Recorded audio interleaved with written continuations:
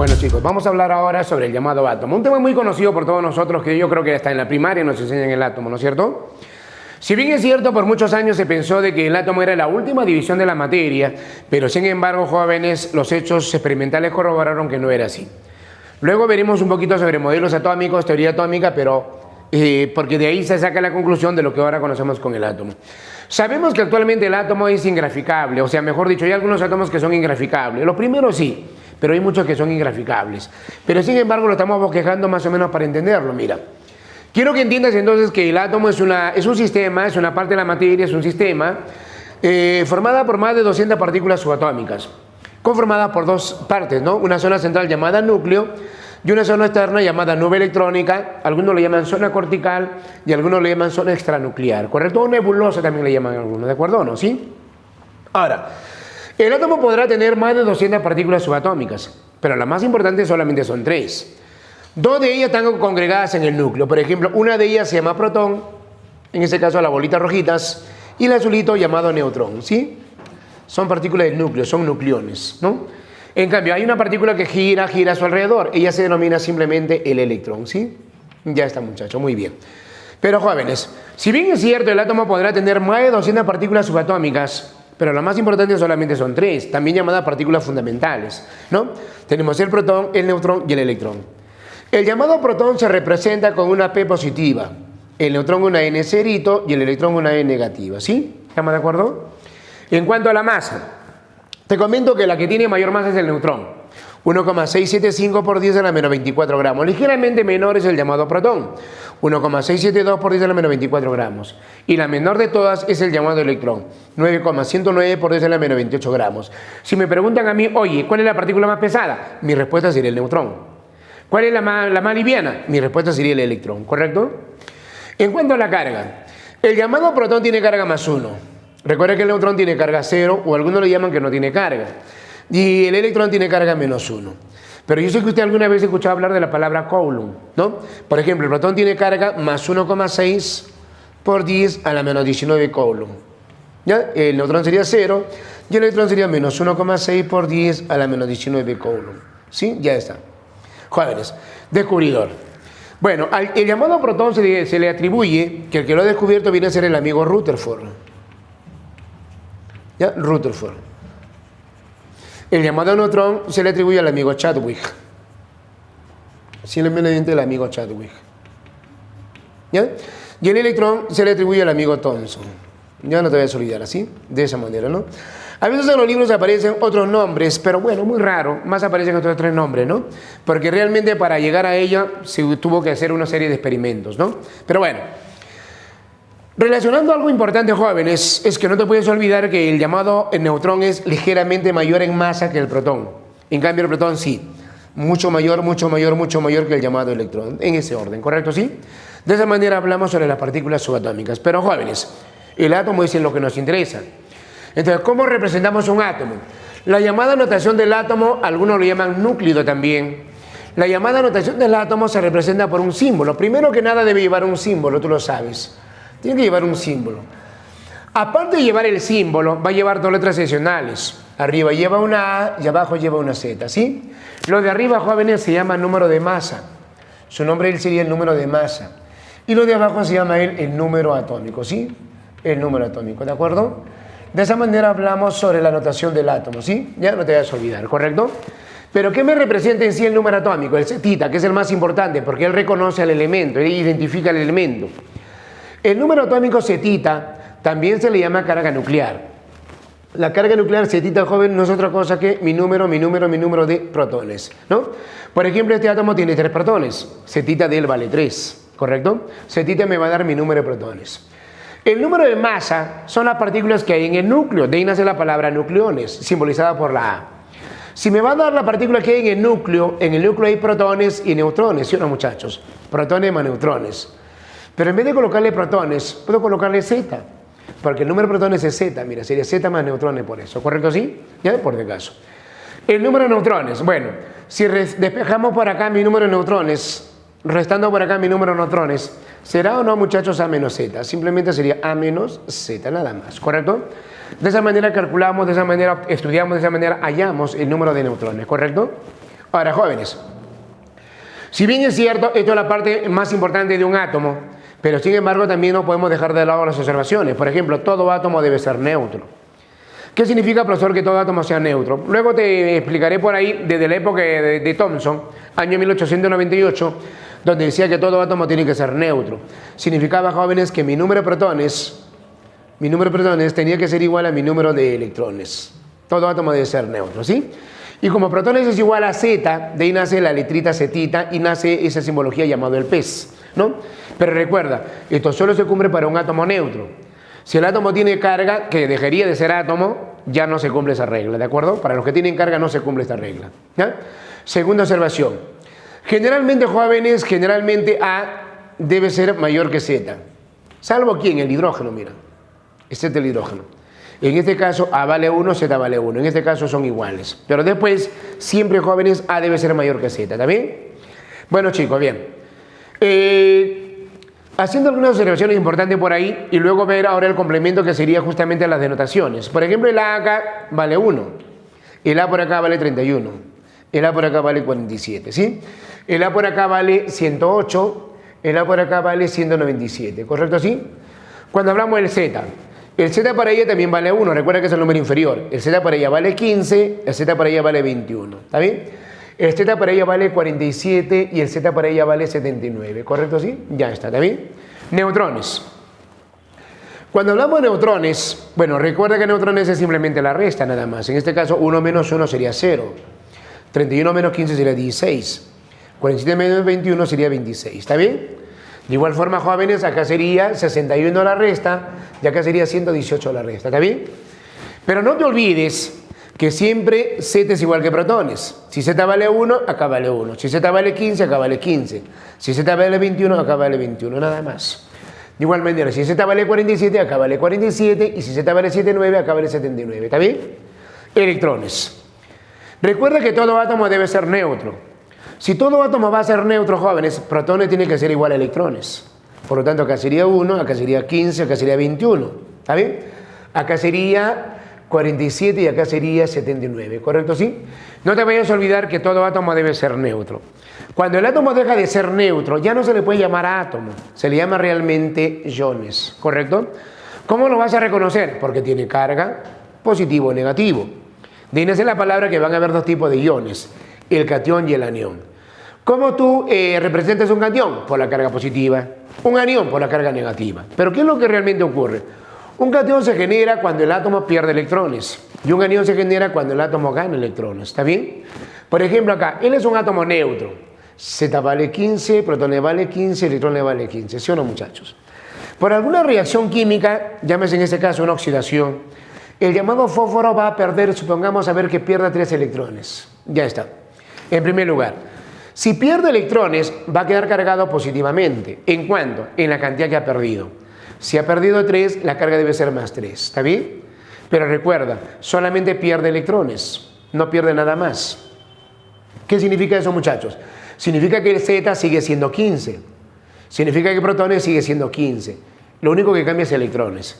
Si tenía 15 y pierde 3, le quedará simplemente 12, nada más. No te vayas a olvidar, solamente debe cambiar mi número de electrones. De igual manera ocurre con el anión.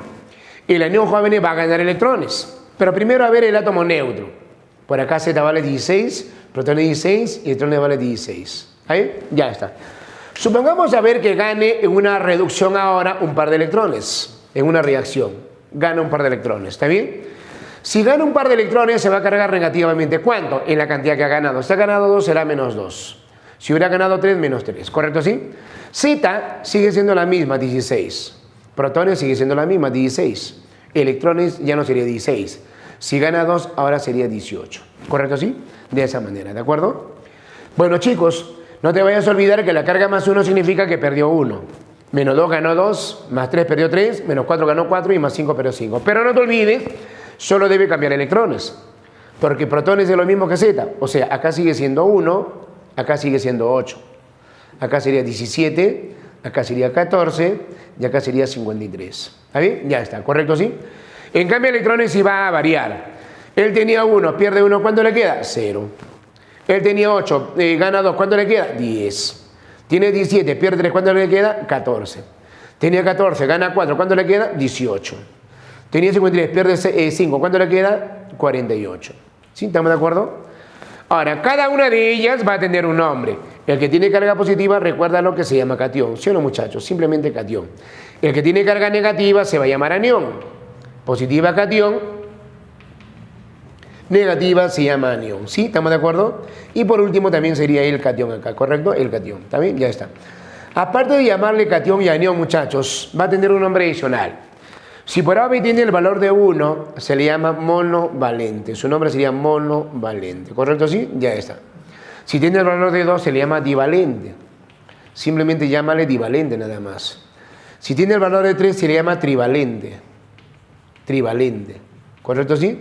Si tiene el valor de 4, se le llama tetravalente. ¿No? Sería tetravalente nada más. ¿Correcto? ¿Sí? Y si tiene el valor de 5, se le va a llamar pentavalente. ¿Correcto? Pentavalente, ¿ya?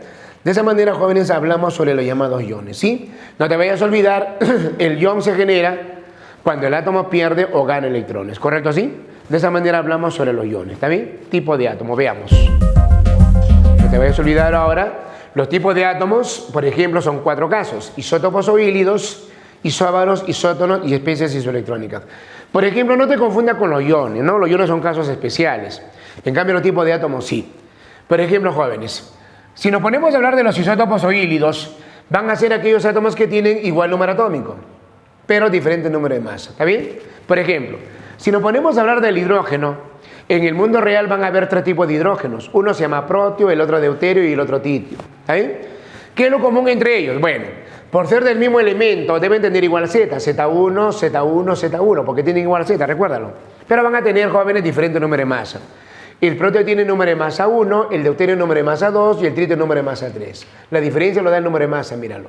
En cambio, lo de abajo, zetita, es la misma, ¿está bien? Ahora, jóvenes, de repente te ejemplizo yo con el hidrógeno, porque es el más importante de todos. El protio, por ejemplo, es el más abundante. El tritio, por ejemplo, es el menos abundante. Inclusive el tritio tiende a ser radiactivo, ¿de acuerdo o no? ¿Ya? Por si acaso.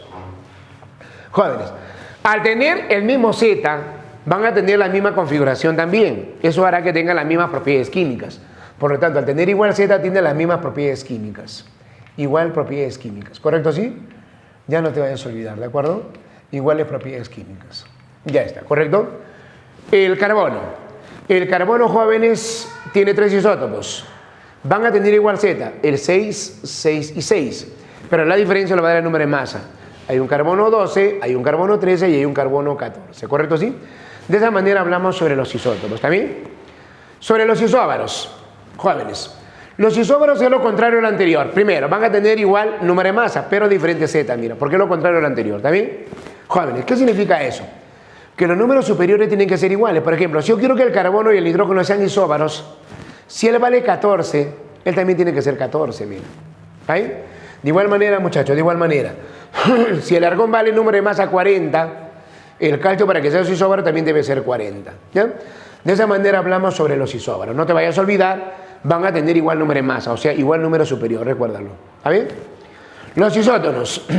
Se van a llamar isótonos porque van a tener igual número de neutrones, pero diferente tanto A como Z. Por ejemplo, míralo. Yo quiero que el carbono y el hidrógeno sean isótonos. Si van a ser isótonos, deben tener igual número de neutrones. Réstalo, me da neutrones. Por ejemplo, acá me da 8. Entonces acá también tiene que ser 8. La única forma que acá sea 8 es que el número de masa de ella sea 14, mira. De esa manera, mira. ¿Correcto? ¿Sí? ¿Ya? Igual acá, mira. Cromo y hierro.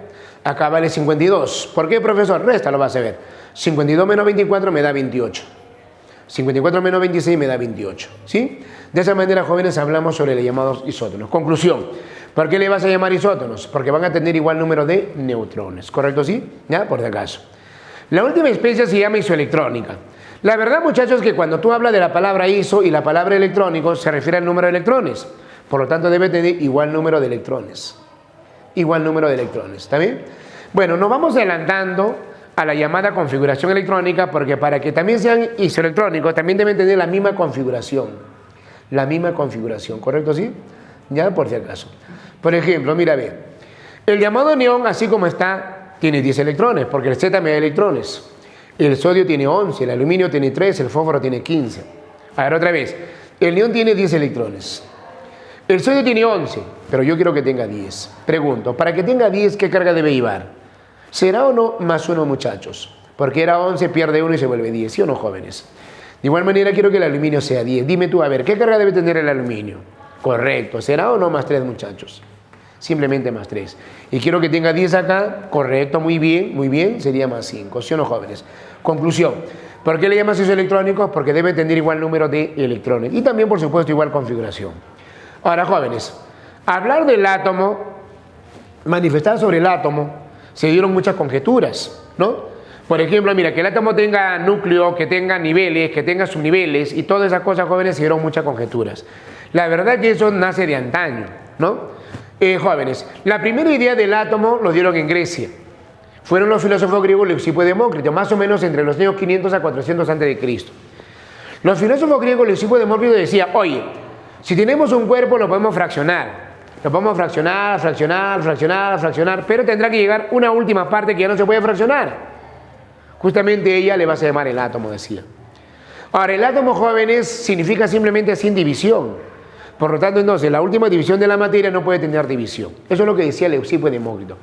Lógicamente, Aristóteles y su gran, ¿no?, escuela filosófica realmente negó la existencia del átomo. Y él decía, no, caramba, ¿por qué pensar que el átomo existe? ¿Por qué pensar que el átomo es la última división de la materia, mejor dicho? Si nos transformamos a ese mundo microscópico, te darás cuenta que él también se tiene que dividir. En otras palabras, no existe el átomo y la división debe ser infinita. Como realmente el auge filosófico de Aristóteles era grande, muy grande, realmente, jóvenes, se tuvo que desterrar la teoría lanzada por Leucipo y Demócrito. Tal es así, jóvenes, que tuvo que recurrir al año más o menos 1802-1808. Tuvo que pasar más de 2000 años para poder hablar sobre el átomo. Y fue el inglés John Dalton que retoma lo mencionado por Leucipo y Demócrito. Él hace un texto, edita un texto, llamado El Nuevo Sistema de la Filosofía Química, donde en ella manifiesta 4 postulados importantísimos. Primero, de que el átomo es una esfera. Es una esfera, no es un cubo, no es un paralelepípedo, nada, es una esfera. Es una esfera, ¿no?, muy dura, muy compacta, maciza, indivisible, indestructible, ¿correcto? Inclusive invisible. Claro, era tan pequeña que no se podía ver. En el segundo postulado dice, oye, 2 carbonos son completamente iguales, tanto en masas y propiedades, pero un carbono con un nitrógeno son completamente diferentes, sobre todo en propiedades y masas, ¿está bien? En el tercer postulado dice, oye, el átomo no se destruye, el átomo permanece indivisible, inclusive en las reacciones químicas más violentas, porque el átomo es indestructible, recuérdalo, ¿está bien? Jóvenes, en el cuarto postulado dice, toda molécula se forma por la unión de átomos. El agua se forma porque el hidrógeno se junta con el oxígeno. El amoníaco se forma porque se junta el nitrógeno con el hidrógeno, pero siempre en una relación de números enteros y sencillos. Eso justamente decía el amigo John Dalton, ¿correcto? ¿Sí? Bueno, jóvenes, evocándonos a la actualidad, muchachos, realmente los 4 postulados, ¿no?, evocándonos a la actualidad, solamente el último es verdadero. ¿Por qué? En el primer postulado, 2 carbonos no son completamente iguales, pueden tener masas diferentes, y lo hemos visto con los isótopos. El tercer postulado me dice, ¿no?, recuerda que el átomo no es la última división de la materia, no te olvides, ¿no? Esto es falso, ¿está bien? Entonces, el segundo postulado, ya sabes, 2 carbonos no son completamente iguales, falso. El tercer postulado dice, el átomo nunca se destruye, falso, también el átomo se destruye, ¿no?, generando nuevos átomos, ¿correcto? ¿Sí? Entonces, muchachos, a la actualidad los 3 primeros postulados son falsos, solamente la última es verdadera, porque toda molécula se forma por la unión de átomos, ¿correcto o no? ¿Sí? Ya no te debes olvidar, ¿correcto? La tercera teoría lo dio el amigo Thomson. ¿Eso ocurre por qué? Porque realmente el amigo Dalton no podía sustentar muchas cosas. Los científicos lo que empezaron a preguntar, a indagar, y él no podía resolver muchas cosas, ¿no? Es ahí donde comienza a hacer una serie de descubrimientos, ¿correcto así? ¿Ya? Por si acaso. Jóvenes, dentro de ella se rescata justamente lo que vendría a ser la creación del espectrómetro de masa. El amigo Thomson crea el espectrómetro de masa. Realmente él estudió los rayos catódicos, ¿no?, que a la larga son electrones nada más, que es en la corriente eléctrica. Justamente él se basó en lo que ya había dicho, jóvenes, William Crookes, ¿no? Entonces, estudiando los rayos catódicos también él, que ya lo había hecho William Crookes, justamente, jóvenes, en el año 1897 crea su espectrómetro de masa y con él descubre el electrón. Para ser exacto, halla la relación carga y masa del electrón. Al hallar todo eso, jóvenes, se da por descubierto el electrón. Por eso que se le atribuye a Thomson como el descubridor del electrón. Y en base a él edita su modelo llamado Budín con pasas. En su modelo Budín con pasas dice, el átomo es una esfera completamente positivo, dentro del cual están distribuidos los electrones. Eso, jóvenes, lo dice el amigo Joseph John Thomson, ¿correcto? ¿Sí? El átomo es una esfera enteramente positiva, dentro del cual están distribuidos los electrones, uniformemente, decía él. Pero concluí diciendo que el átomo tiene que ser neutro. ¿Qué significa eso? Que el número de cargas positivas tiene que ser igual al número de electrones. Tú dirás, profe, ¿protones igual a electrones? Sí, pero en ese año no se había descubierto a los protones. Solamente cargas positivas, nada más. Eso decía justamente el amigo Thomson. ¿Me acuerdo, no? ¿Sí? Realmente, jóvenes, la contribución de las diferentes teorías daba cada vez más concisa y armar más el átomo, ¿no? Tal es así que en el año 1909 Ernest Rutherford, conjuntamente con dos de sus alumnos, experimentan una placa de oro con rayos alfa, partículas alfa. Bombardean una lámina de oro muy delgadita llamada pan de oro con partículas alfa. Al observar justamente, ¿no?, ese proceso, se percata que la gran mayoría de rayos pasaba libremente, solamente algunos comenzaban a desviarse. Entonces él razona y dice, carambas, si la lámina de oro es demasiado compacto, ¿por qué pasa la partícula libremente? ¿Por qué el alfa pasa libremente? La única conclusión que llega es que el átomo debe ser hueco. Pero si algunos de ellos eran rebotados, es porque tiene que tener una parte central positiva, tan igual como lo tenía el rayo alfa, porque el rayo alfa era positiva. Entonces dice justamente el amigo Rutherford que simplemente el átomo tiene que tener dos partes necesariamente. Una parte central positiva llamada núcleo y una zona externa donde el electrón giraba a su alrededor, en forma circular, ¿correcto? Esos jóvenes concluye justamente el amigo Rutherford, porque él descubre el electrón. En base a ello dice que el átomo está formado por un núcleo positivo y el electrón que gira circularmente en forma indefinida. En el segundo postulado dice, como la gran mayoría de rayos pasa libremente, el átomo más parece hueco, de tal manera que el tamaño del átomo comparado con el núcleo era aproximadamente 10.000 veces, ¿correcto? Y en el tercer postulado dice, el átomo es como un sistema planetario en miniatura. Así como los planetas giran alrededor del Sol, el electrón o los electrones giran alrededor del núcleo, ¿correcto? De esa manera, jóvenes, el amigo Rutherford manifiesta su modelo llamado sistema planetario en miniatura, ¿no? Porque en el tercer postulado acota eso y dice, ¿no? El átomo es como un sistema planetario en miniatura, ¿correcto? Pero por ahí que le preguntaban a Rutherford que si el núcleo era positivo y el electrón era negativo, se suponía que tenía que caer hacia el núcleo y colapsar totalmente, ¿no? El amigo Rutherford de una u otra manera no tuvo una explicación clara sobre ella. Tal es así que el amigo Bohr, 2 años después, en el año 1913, basándose ya en el error de Rutherford, ¿no?, y planteando un modelo atómico para el hidrógeno nada más, y además basándose en la energía, en la teoría cuántica, ya él manifiesta, ¿no?, en forma un poquito más acertada sobre su modelo atómico, ¿no?, llamado modelo de Bohr, ¿correcto? En el primer postulado dice, es cierto, el electrón gira en forma circular alrededor del núcleo, es correcto, indefinidamente correcto, pero el electrón no está en cualquier lugar, solamente está, jóvenes, en niveles llamados niveles estacionarios. ¿Qué significa eso? Nivel donde su energía era constante.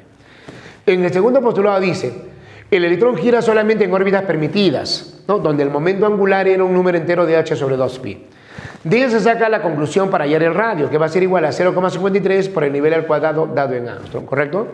De esa manera, jóvenes, justamente contribuye el amigo Niels David Bohr, ¿no? En el tercer postulado dice, oye, mientras que un electrón gira en una misma órbita, no emite ni absorbe energía, porque dicho nivel está cuantificado, porque dicho nivel se llama estacionario, ¿correcto? Y da una ecuación para hallar su energía, mira, menos 13,6 electrón voltio sobre el nivel elevado al cuadrado, ¿correcto? ¿Sí? Acá el radio era 0,53 por el nivel al cuadrado, el A cerito se llama Armstrong. Recuerda que un Armstrong equivale a 10 a la menos 10 metros, por ejemplo, ¿sí? ¿Estamos de acuerdo? Ya, por si acaso. El cuarto postulado, jóvenes, contribuye a lo anterior nada más, ¿no? Donde dice, conforme un electrón se va alejando del núcleo, su energía va aumentando, correcto. Entonces, si yo quiero pasar de un nivel inferior a otro superior, tiene que absorber energía, porque va a pasar una de mayor. El caso inverso, si voy a pasar de superior a inferior, tiene que liberar energía. Eso lo manifestaba justamente el amigo Bohr, ¿correcto? Una contribución a ella fue justamente el amigo Sommerfeld, ¿no? Arnold Wilhelm Sommerfeld, decía algo importante, año 1916, donde dice, solamente en el primer nivel el electrón gira en forma circular. A partir del segundo nivel el electrón gira en forma elíptica, ¿no? De repente tuvo un poquito que te relacionas con este átomo porque tiene la figura de un detergente llamado Ariel, ¿correcto? Es justamente algo así como, ¿no?, un limpiado atómico, ¿de acuerdo o no? Pero no te vayas a olvidar, Sommerfeld fue uno de los últimos que comenzó a manifestar sobre el átomo, ¿de acuerdo?